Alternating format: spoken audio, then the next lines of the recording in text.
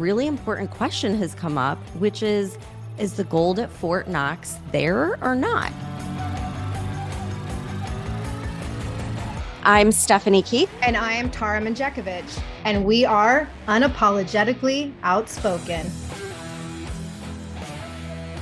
Hey everyone, happy Wednesday. Oh my gosh, I'm still laughing. So sorry. We're laughing because my son is probably going to interrupt like 25 times on today's show. So it's Oh, okay. all right, let me pull together. Mhm. Okay, so DOGE released its first savings report yesterday, Stephanie, and it shows an estimated $55 billion in savings in less than a month. And holy shit, just wait till they get through with like the Department of Defense and the IRS. And they even created two new X accounts specifically for the IRS and the SEC. And Elon put out a message asking the public for help in identifying more waste, fraud, and abuse. And this is what I love about him. He's not just asking just to, try to put this image out there. He is taking what people are saying and he'll like repost it and say, oh, good idea. Or, yeah, we should look into that. He's actually implementing things, which is remarkable. But $55 billion in 1 month, where else in history have we ever heard of anything like that? I mean, it's awesome. And, I think that they found another instance that this one could be the fraud of the century. I know I say that every episode, but this is really bad too. So within the IRS, already they have found that there are tens of millions more active Social Security numbers than there are American citizens. Doesn't even make sense. It's impossible. He said nearly 12.5 million Americans have social security numbers and are older than the oldest person in the world, which I guess is like a 116-year-old woman that lives in Brazil. And like Trump went through this in a press conference where he was listing out how they have people up to like 200 some odd years old that are still active in the system. It's unreal. My question is, who's approving these checks that they're literally sending to dead people? Like Right. anyone with a just rice grain size of common sense would be able to look at that and say, oh, 150 years old, probably not living anymore. Right. Yeah. Think of like all the small business owners or just normal people that get like audited and things like that. But then someone's collecting a check and they're over 200 years old. I mean, it's ridiculous. And even if it is, because I think they're still trying to figure out if these people are actually receiving monthly checks or are they just in the system as active? But either way, like that should be a basic job function. It should just automatically be inactive at a certain date. You know what I mean? Like no one is 200 years old. So the whole thing just shows how ridiculous and outdated the system is and how lazy these employees were. That Yeah, sounds that's what harsh. I was gonna say. Like outdated. No, but it's true. Outdated. We're supposed to be like the most modern government in the world, and we have the most outdated systems. And I didn't make any notes on this. I don't know if you did. But I had heard this on Megyn Kelly's podcast when I was listening over the weekend, and something about how there's this mountain in Tennessee or somewhere where they work underground in an old mine and they Yep. process all of the retirement paperwork by hand. And they're so fucking backlogged because they literally do everything by hand and don't use technology for any of it, which is completely fucking insane. Yeah, and they store the records like in this mine. And I guess it's like a joke in the government. Like, oh, you want to retire? Well, you got to wait and see how far back they are in the mine. And I thought it was a joke, but I looked it up and it's true. It's an Yeah. actual thing and it's bizarre and the fact that no one has questioned this like since the start of computers is a little weird. Right. I know, it's insane. And like every day we find out more, and it just continues to amuse me, but also disturb me at the same time. And I want to bring up some more DEI shit because this is one of my favorite topics of funding. And so the DOE announced on Monday that it cut 600 million in grants that use taxpayer funds on DEI teacher training programs. So they put out a press release and it said that training materials included DEI, CRT, social justice activism, anti-racism, and instruction on white privilege and white supremacy, as well as grants for teacher and staff recruiting strategies and how they were all implicitly and explicitly based on race. So I just want to give you guys some examples from the official press release. Requiring practitioners to take personal and institutional responsibility for systemic inequities and critically reassess their own practices, receiving professional development workshops and equity training on topics such as building cultural competence, dismantling racial bias, and centering equity in the classroom, acknowledging and responding to systemic forms of oppression and inequity, including racism, ableism, gender-based discrimination, homophobia, and ageism, building historical and socio-political understandings of race and racism to interrupt racial marginalization and oppression of students in planning instruction, relationship building, discipline, and assessment, providing targeted practices in culturally relevant and responsible teaching abolitionist pedagogies and issues of diversity in classroom management, and finally, providing spaces for critical reflection to help educators confront their biases and have transformative conversations about equity. What is that, like a meditation room? I want you to sit and Probably, reflect about how biased your white ass is. probably the same room where they all go to cry now that, I know. this stuff is getting tossed. It's so crazy because every episode you list this stuff out, and especially with DEI, it's like, well, surely that's it. Like, there cannot possibly be more DEI programs, but there are. And for every single one of these DEI programs, they probably paid someone six figures just to Yeah. like manage the program, which is so crazy. But, Scheduled Zoom meetings. yeah, exactly. So there is this clip that I want to play. It's going all over social media because Stephen Miller is on CNN and he just does what we all want to do, which is calls out this arrogant CNN anchor for trying to like spin this narrative that DOGE is so bad.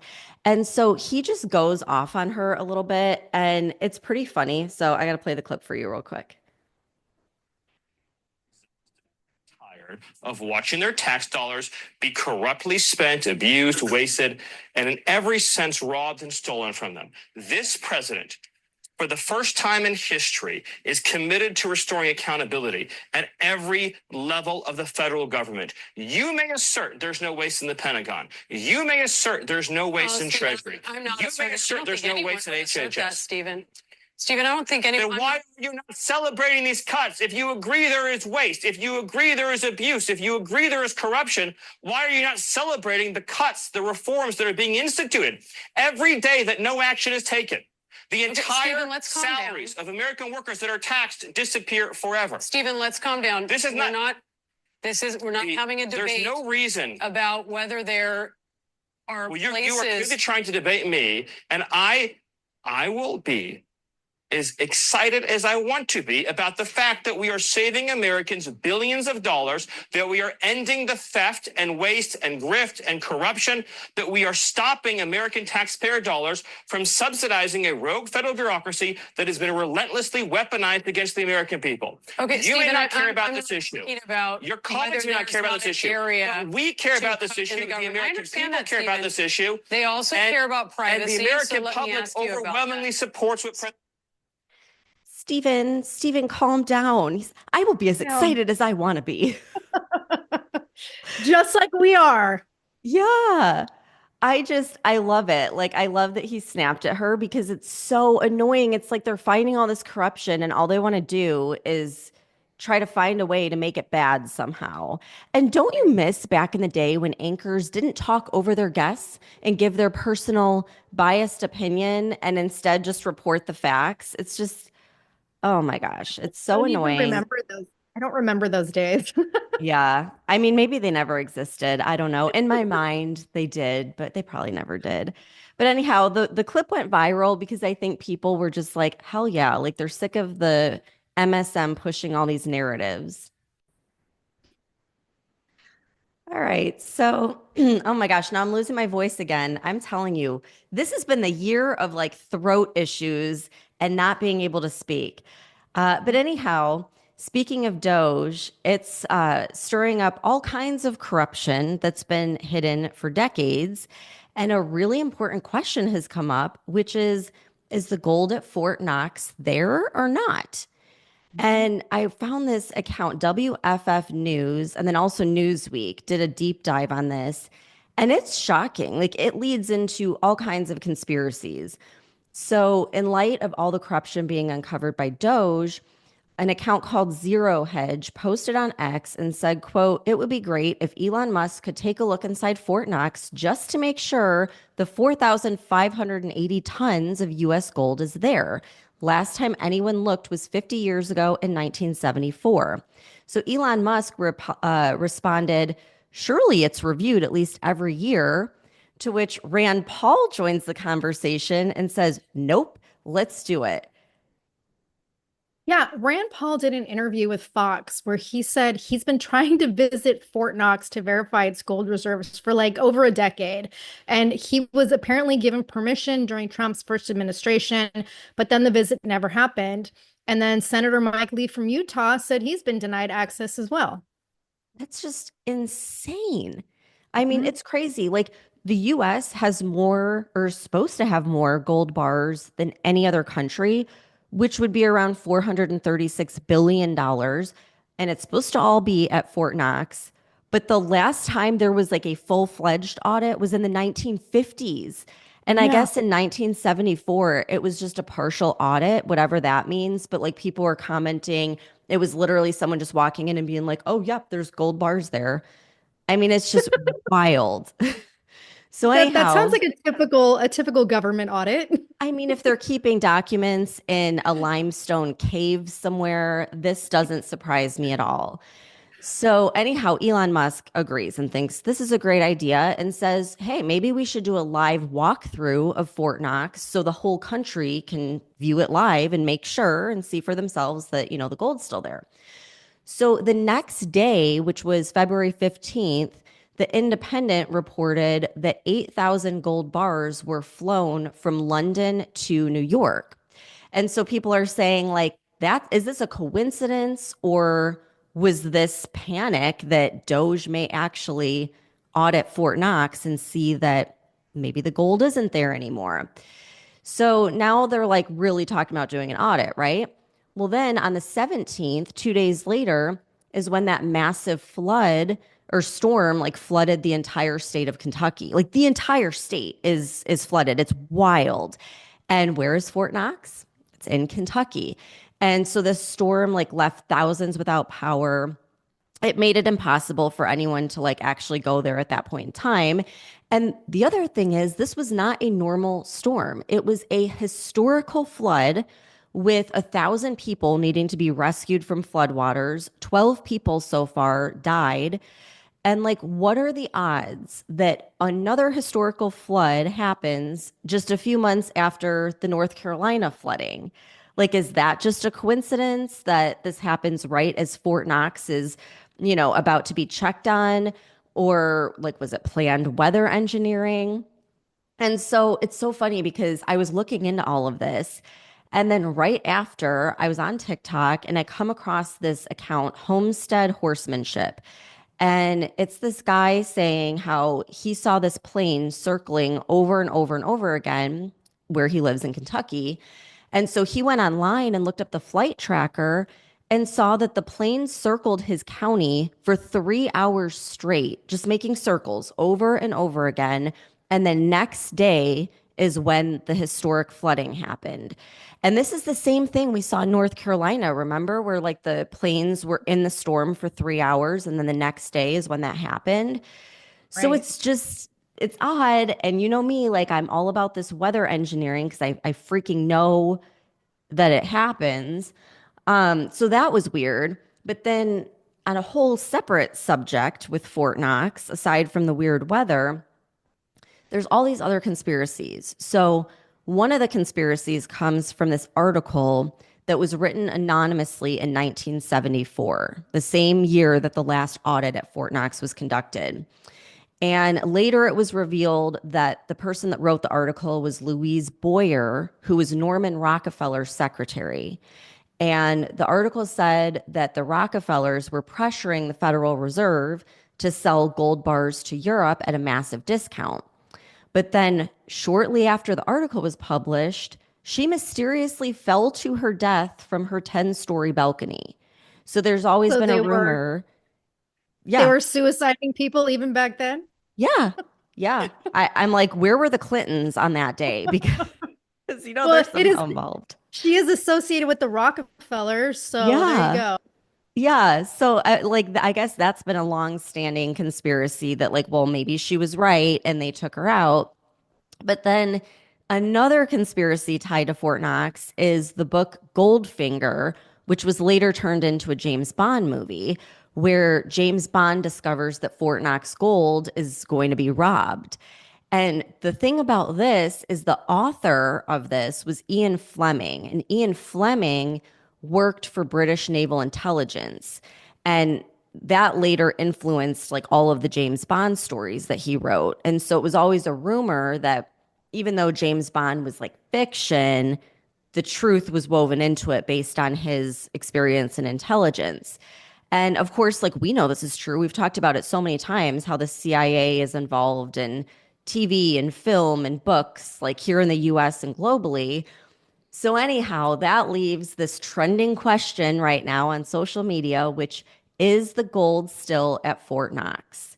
And hopefully, we'll know soon enough with Doge. I just find it incredibly alarming that there hasn't been any kind of official audit of this place, like a complete audit for almost 80 fucking years, and not even a Yes. partial audit for 50. I mean, it is astounding. And again, it's like you have to be either completely horrible at your job and what you do or totally corrupt. There's no in between. It's one or Right. the other. Yeah, especially when you're saying we supposedly have the largest gold reserves in the world.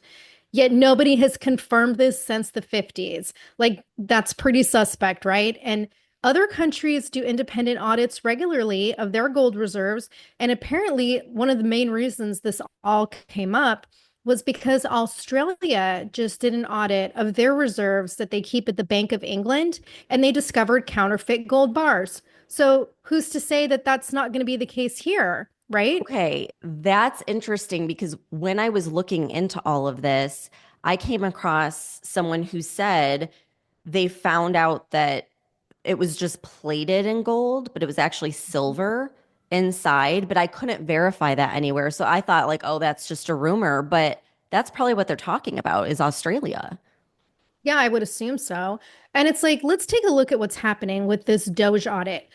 They're proving left and right that our government has abysmal record keeping procedures and nobody knows what the fuck is going on, right? Trillions and trillions of dollars, like wasted dollars, continue getting exposed every week. And we're supposed to believe that our gold reserves that haven't been audited for over 50 years are still intact when we just had the absolute most corrupt fucking administration in history in office for the last 4 years, an administration that has been sending fraudulent payments all over the world, right? And we're supposed to believe that there's no problem. And then another thing Doge announced on Monday was an estimated 4.7 trillion in US Treasury payments that were missing the TAS, which is the Treasury account symbol. And I guess this is a critical ID code that links payments to a budget line item. And without this code, it's impossible to trace the transactions. So 4.7 trillion worth of transactions from the US Treasury left blank. And I'm going to say, yeah, I'm sure all the gold bars are still untouched. Oh my God, trillion, 4.7 trillion with the Yes. T. That is, it's like I can't even fathom, the only reason I can fathom it is because our debt is even more than that. But Mhm. it's crazy. And I just think it's the whole thing is weird. Like they haven't had an audit since the 50s, a partial audit in 1974, but then in 1971, like Nixon took us off the gold standard. So Mhm. like I would bet there's probably not gold there. Like they could have sold it and enriched themselves. Like there's no telling what level of corruption happened over the past, few decades, but it's just hilarious to me that our government could probably tell you the preferred pronouns of every American citizen, but they can't tell you if our gold is still there or missing. Yeah, exactly. It's absolutely insane. Like I just 50 years, I just can't. Mhm. Okay, in other news, I want to say a win for American taxpayers. The Eighth Circuit Court of Appeals finally put an end to Biden's student loan forgiveness save plan nonsense on Tuesday. They ruled that the Department of Education does not have the authority to cancel student loan for borrowers, which is great because taxpayers should not be footing the bill for people who don't pay back their loans. I worked my ass off to pay my student loans from college, and I'm sure you did too, Stephanie. So Yep. I'm really happy to see that this nonsense that Biden was trying to push for the past few years has finally died. Oh my gosh. And I swear, like, I think he knew all along this is never going to go through, but used Mhm. it, just to get votes from people who fell for it, who were, I guess Oh, owing anytime, money. yeah, anytime people can get free money, that's what they're going to vote for. Hmm. So, but speaking of Biden, I have some updates with reports coming out of Congress about his epic failures. So, last week, the House Homeland Security Committee presented a 13-page document called the China Threat Snapshot. And this report documented that more than 60 espionage operations in 20 states occurred during the Biden administration. And the report also talks about how the Chinese spy balloon that, remember this, when Biden allowed it to travel across US airspace and multiple military sites for days back in February of 23. Well, they found out that it was equipped with satellite communication module, sensors, and other technologies from at least 5 different US companies. Oh, great. Like we all said, and they Yeah. freaking were gaslighting us the whole time. I still cannot make up my mind with Biden. Like, was he just incredibly incompetent? Or was he in bed with China, like purposely selling out the US to enrich himself and his family? Maybe both are true or partially true, but it's just again, it's mind-boggling how stupid that whole thing was. Well, here's something else mind-boggling. The Republican National Committee released data this week detailing how Biden took more vacation time than any US president in modern history. Well, that doesn't So, surprise me. not at all, right? So, out of the 1,463 days that he was in office, he was out for 577 of those days. Oh my God. Somebody that's like over a year and a half of vacation time in 4 years. They calculated it to be 39% of his presidency, or he was just MIA, which is totally fucking insane. And remember how everyone, including us, was talking about how nobody was running the country, especially after the whole bait and switch of replacing him with Kamala during the election. Well, after that switch happened, he took 43 out of 70 days off, and 23 of those days were all in a row. He was just gone from August 8th to September 2nd. Meanwhile, we've got war, like we're on the brink of World War III. We've got conflicts raging in multiple countries. America's falling apart, and he's just fucking gone. And I was reading this article in OK Magazine, and it pointed out the obvious, how the average worker in the United States gets like 11 paid vacation days a year, meaning the average person would have to work for 52 years to get as much time off as Biden did in 4 years as president. But I have to mention the response from Republican Rep Nicole. Maliotakis from Staten Island, New York. And she said, quote, considering how awful his misguided policies were and the various crises they created, from the border to inflation, imagine the damage he would have done if he worked every day. I'm not sure if we should be mad or thankful that he worked so little. Yeah, imagine how much worse it would have been if he was like Trump, God. where he was actually on it and like could, do so much more harm. Yeah, it's not like it was a slow 4 years. I mean, there's the Right. brink of world war going on multiple fronts and so much Mhm. shit happening within the country. I mean, he likes sitting on the beach and eating ice cream. What can you Yeah. say? Yeah. Insane. Unbelievable. Well, okay, I'm going to switch gears to talk about what's going on the global front because peace talks are in play with the US and Russia. And Zelensky was not invited, not at this point. And so both the US and Russia are saying that they think that Zelensky is going to be voted out. They want to see elections. And many of his own people think that he's an illegitimate president because remember, he canceled elections and declared martial law. And now that's catching up with him. And President Trump had said that Zelensky has an approval rating of only 4%, which I'm not surprised. I mean, their entire country is ruined because of this guy. How many people died? A whole generation. So, anyhow, here's what President Trump's response was when he was asked about it in a press conference. Here is all the money that's been given. Where is it going? And I've never seen an accounting of it.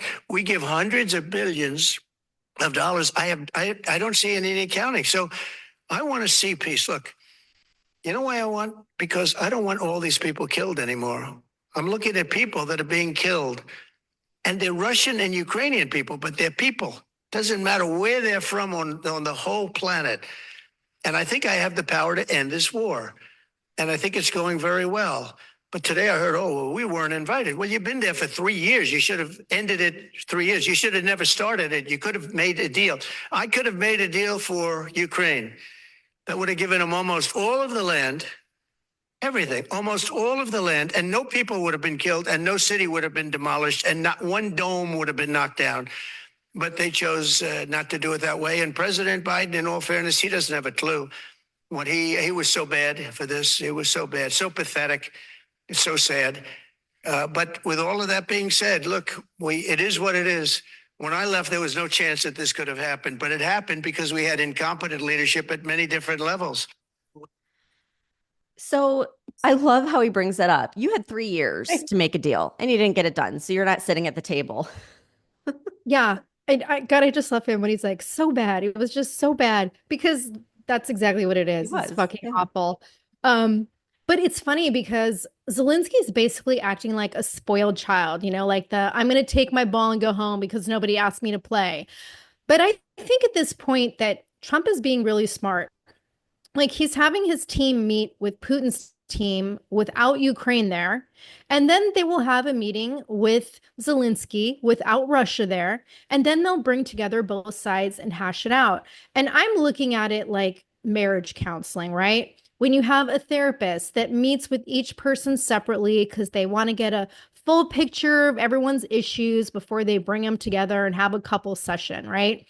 And this relationship between Russia and Ukraine is like a completely explosive marriage that's on its last legs and neither side wants to compromise. So this is not going to be an easy fix that like they have one meeting and they come to an agreement. Like I think it's going to take some time, go back and forth with both sides and reach an agreement, just like in therapy. Both sides are going to have to give a little, but Russia has made it clear that any NATO troops stationed in Ukraine is unacceptable. And I completely agree with that, to be honest. And I've been seeing a lot of news articles about what you mentioned with people in Ukraine wanting to have an election. Like Zelensky's term was supposed to have been up in May of last year, and he's been holding on to this illegitimate presidency, like under the guise of martial law. And there's a former leader in Ukraine, Valery Zaluzhny, I think. Ooh, good And this guy, pronunciation. I'm trying, I'm really trying with the Eastern European pronunciation. But this guy, he has a lot of public support And recent polling is showing that 27% of Ukrainians would vote for him. And it showed only 16% would choose Zelensky. And even our own government is saying Ukraine needs to hold an election by the end of this year. Like, enough of the fake democracy shit with keeping someone in power under martial law. They need to have a true democratic election and see who the people of Ukraine choose as their leader. Yeah, and I And bet that those numbers are a lot higher because people are probably afraid to talk to pollsters and give their opinion. But I'm sure a lot of them are sick of this shit. Their country's destroyed. How many people have died? It's like, let's end it already. yeah, it's absolutely insane. And like, I don't know if you listened to Tucker's latest interview, but he I don't had even Jeffrey. listen anymore because I know you're gonna fill me in. So I like when you tell me. Oh, I'm about to fill you in. Yeah. So he had Jeffrey Sachs on again, and they were talking about the interview Tucker did previously with Hungarian Prime Minister Viktor Orban, and they were talking about the war in Ukraine. And we've talked about this in the past when we talked about Jeffrey Sachs, but he gives this amazing summary of how we got into this war. And he summarized how, like, the US told Russia back in 1990 that NATO wouldn't expand. And this is all on record, but we obviously lied. And for the past 30 years, we've been inching closer and closer to Russia's border. And he brought up how we left the anti-ballistic missile treaty back in 2002, which was like the first totally destabilizing move for our relationship with Russia. And then under President Bush Jr., another 7 countries were added to NATO in 2004. And the whole time, Putin kept saying, don't expand NATO, don't expand NATO. And we did it anyway. And then also under Bush, he said Georgia and Ukraine would be part of NATO. And the only reason, that didn't happen with Ukraine at the time was because the leader of Ukraine, Viktor Yanukovych, wanted to remain neutral and not be part of NATO. So again, what did we do? We initiated a coup in 2014 to overthrow him, and that's what started this whole conflict. So I want to play this clip from the interview because he's talking about what's happening right now with the Trump administration, and he brings up what we were talking about the other day with how Europe is like totally losing their shit. So it's kind of a long clip, but I think this is really interesting. No call by Biden and Putin. With war going on for 3 years, no call. And now there was a call, and the readout from the American side was excellent. What President Trump said in the call was, we respect Russia. We hear Russia's concerns. We fought on the same side in World War II. Nice point, by the way. True. Soviet Union lost 27 million people in World War II and was an ally of the United States, a fact that wasn't mentioned for years and years and years by President Biden. And then the defense secretary, Hegseth, the new defense secretary, said yesterday the truth for the first time, that Ukraine is not going to join NATO. This is the basis for peace. This is absolutely the basis for peace. And they couldn't tell the truth for 3 decades. They could not admit what any of us knew, because I've been around this region for 36 years in detail. I sat with Boris Yeltsin. I sat with Mikhail Gorbachev. But the Americans would not tell the truth publicly until yesterday, that this was so provocative. It was a game. They thought they'd win the game. I don't know how many people here play or played in their childhood the game of Risk. The game of Risk was a big game for me. You wanted your piece on every part of the world map. That was the game. When you took over the whole world hegemony, we now call it, you won. They're playing that game until this administration. So the three important things have happened, in my view, in this administration so far. First, our new Secretary of State, Marco Rubio, told the fundamental truth. We are in a multipolar world. First time the sentence was uttered. he told the truth. What does it mean? The American mindset for 30 years was we run the show. Marco Rubio said, well, we don't run the show. We live with other powerful countries. Great start. Second and third were the two events yesterday. So I'm feeling about peace that this is really something that happened yesterday. If they follow through, we know what Washington is like. There's every crazy idea swarming still. A project of 30 years doesn't go down necessarily in one phone call or one statement by the Secretary of Defense, but it's pretty important that it was said so publicly and so visibly. And of course, Europe is in a tizzy because Europe signed on to the U.S. project. All these politicians in Europe are there where they are because they were part of the U.S. project. And now the U.S. is reversing its project. And you didn't tell us, and you didn't, what are we supposed to do? We're way out there. And so they're completely befuddled.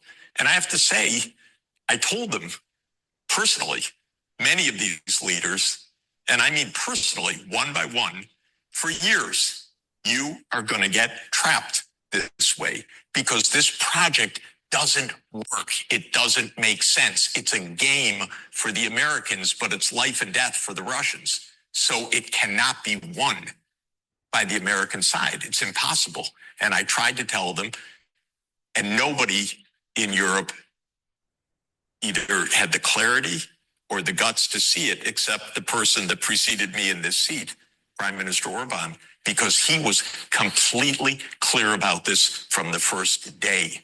Now others are starting, but even till today, the Europeans can't get it because they're so deeply invested in something that makes no sense. They should have said, Russia's big, it lives near us, let's cooperate. That's how you do it. Your online activity is being...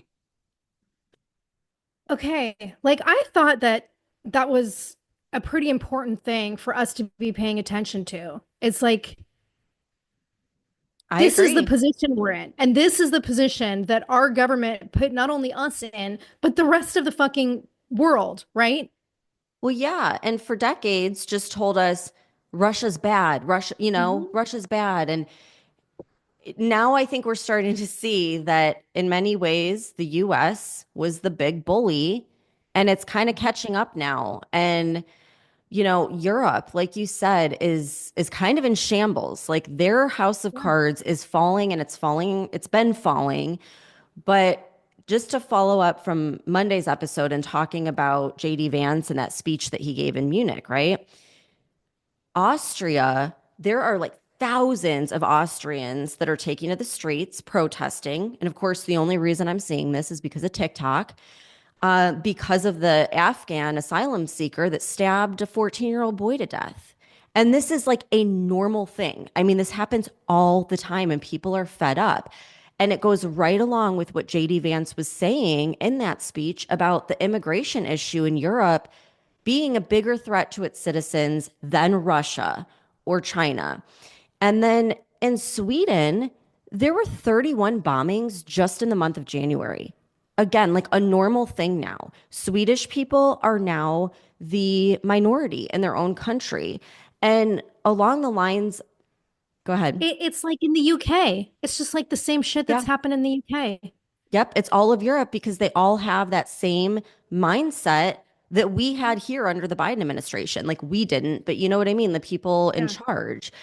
And so along the lines of JD Vance's speech, where he was talking about the mass censorship in Europe, 60 Minutes interviewed German prosecutors on speech in Germany. And this is just wild. So here's the first clip I'm going to play.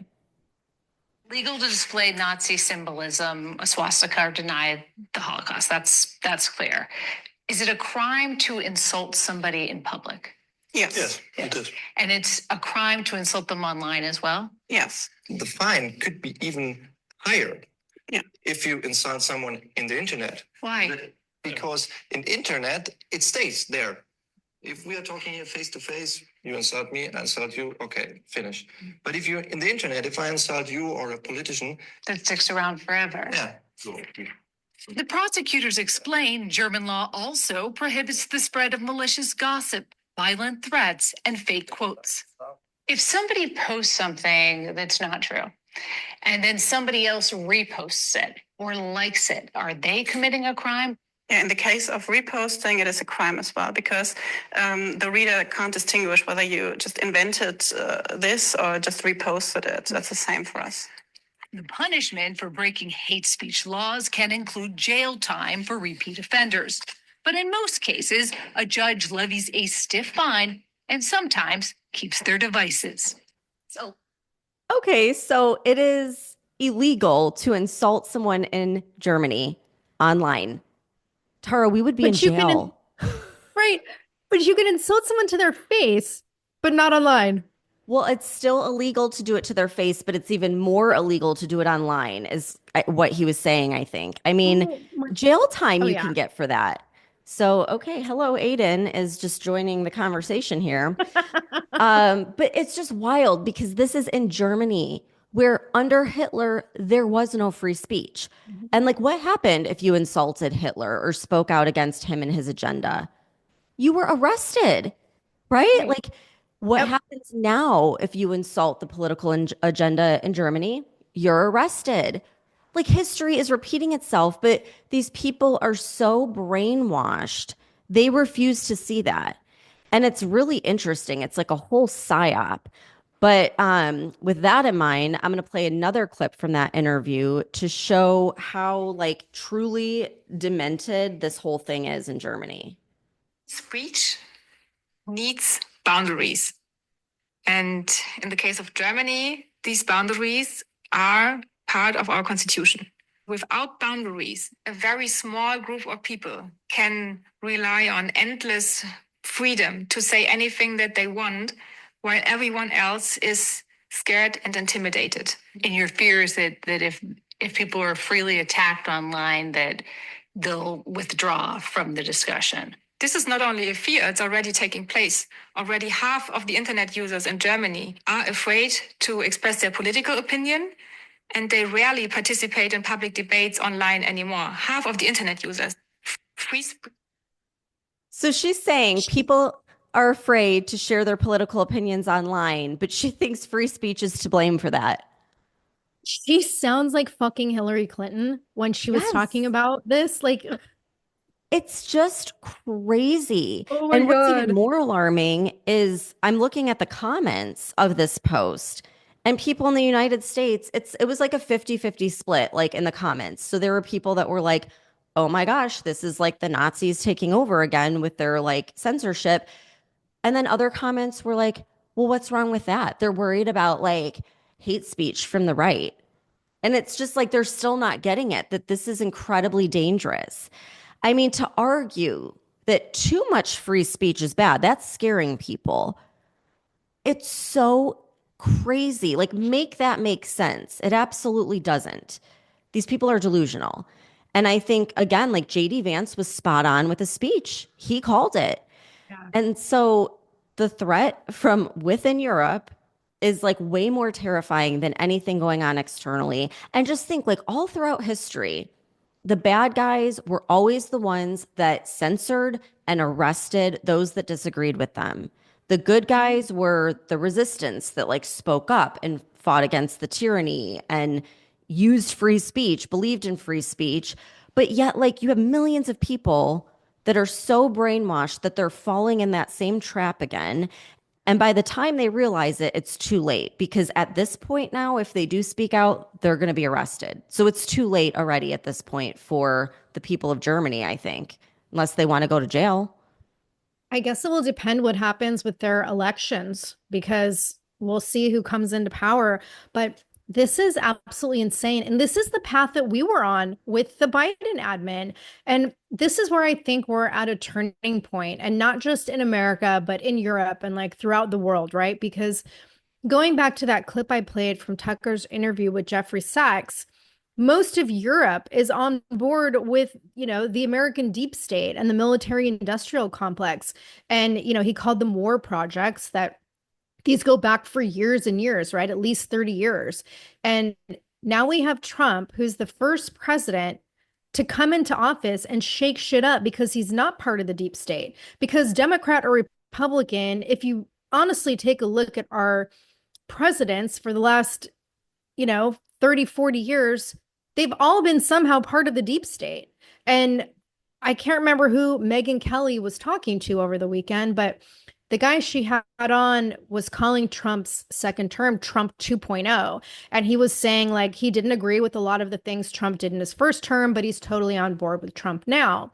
And like, I agree that this is Trump 2.0 because just like the rest of us, I don't think Trump even had any idea how fucking deep the corruption actually was in the United States. And it took the last 4 years of, the left trying to bring him down with all these fraudulent lawsuits and the unconstitutional violations of his rights and like outright treason and literally trying to kill him, for both Trump and the American people and essentially the world to fully understand how corrupt the left and the deep state are.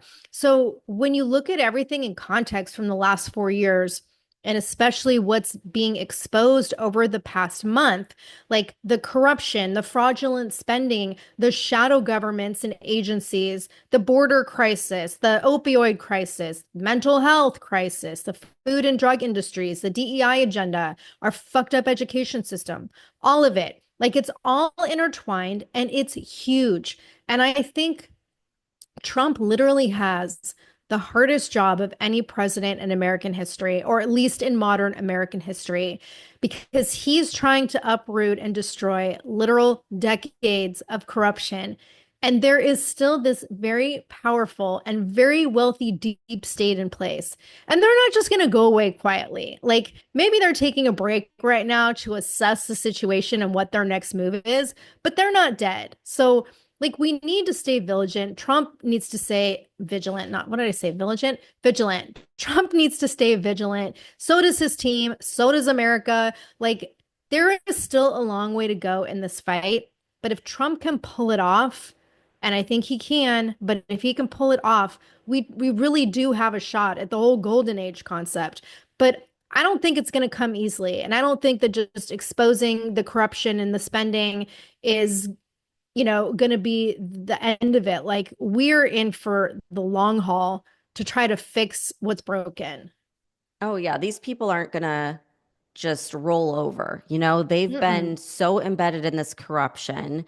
They're going to fight it every step of the way. And it's going to be hard, but if anyone can do it, Trump can. I mean, I think he's the only one at this point that can. So yeah, it's crazy to see and to watch this happen in Europe. It's so unfortunate, but sometimes things have to fall apart so they can come back together.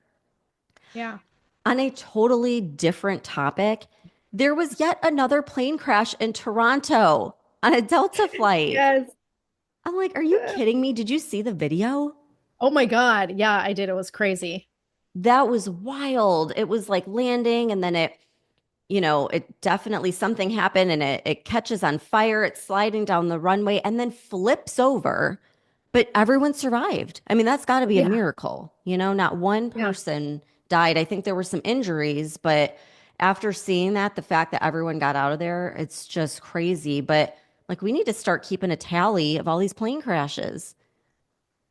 Well, yeah, we do. But at the same time, it's like, the left is keeping tally of these plane crashes and they're all blaming Trump and saying it's his fault. And Chuck Schumer posted on X and he said, I'm thankful that everyone in the flight incident in Toronto that took off from Minneapolis is safe, but we keep seeing these incidents day after day. Meanwhile, Trump's doing massive layoffs at the FAA, including safety specialists, and making our skies less and less safe. Democrats are fighting to protect the flying public. So I want to play Caroline Leavitt's response to what he said, because again, I just love her.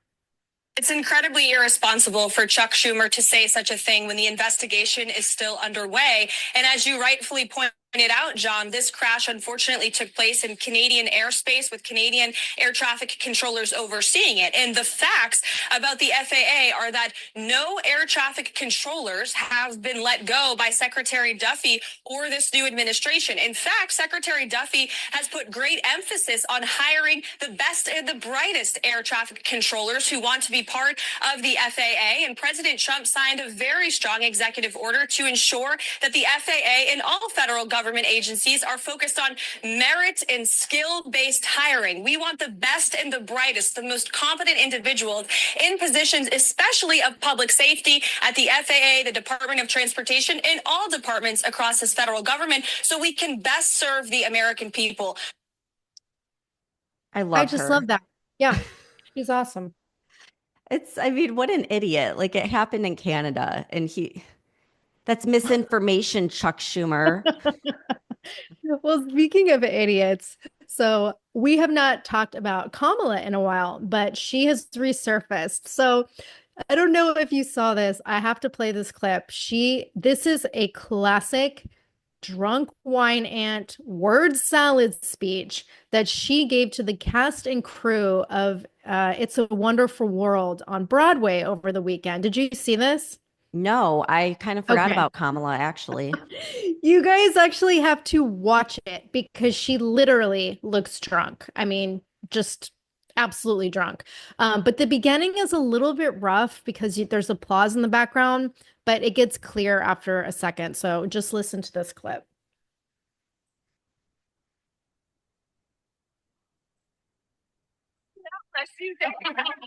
And they're, but Spirit's tired, but not be defeated. Never let anybody defeat that. Because then what do we have left? When we think about like these moments where we see things that are being taken, but also let's see it as nature abhors a vacuum. So where there's a vacancy, then let's fill it. Right? And let's know that the reality is that the progress of our nation has always been about the expansion of rights, not the restriction of rights. We're seeing a U-turn right now. For those rights to be maintained, which means we have to be vigilant, and it's just the nature of it. Look what I mean. It's this beautiful play and everything that he was suppressed. He had to suppress so much, but he knew, and he took those risks. But we have to be clear-eyed. And it doesn't mean we don't see the beauty in everything, right? These things all coexist. But I believe we fight for something, not against it.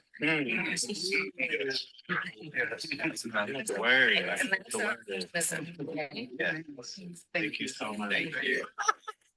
I love how they're just like, yeah. They're talking so much shit behind her back. Oh my God. But you have to actually watch it because her expressions, I mean, she's just clearly drunk and it's priceless. So yeah, that was like that video around election time where listening to the audio, like it sounded bad, but watching the video, oh my God, she was smashed. Yeah. So embarrassing for her. Oh, so unfortunate. Well, I was really hoping that we would have good news on Kash Patel by this point because like that should have happened last week, but I guess the Senate voted yesterday to push him through like 48 to 45. So now we just wait for the next step, but he's been put through the fucking ringer. He has, and I've been holding my breath, but now with everything I'm hearing, I think it's a done deal. Because it's not even a tie. Like he has enough votes, like he'll get in. And another reason I think it's a done deal is because Adam Schiff, he gave some like whole speech about like, well, it looks like the Republicans are just set on getting him in. And he was like talking, I guess, to FBI employees saying it's going to be tempting to quit and to walk away, but we need you there because if you're not there, then they're going to have control. And it was just, he's basically saying like, yeah, we're the deep state. I mean, it was so ridiculous. So basically walk away and quit before you get fired is the real message. Yes, exactly. He's an idiot too. All right. Well, another packed day. We'll have more by the end of the week. So thanks everyone for tuning in, and we'll see you back here on Friday.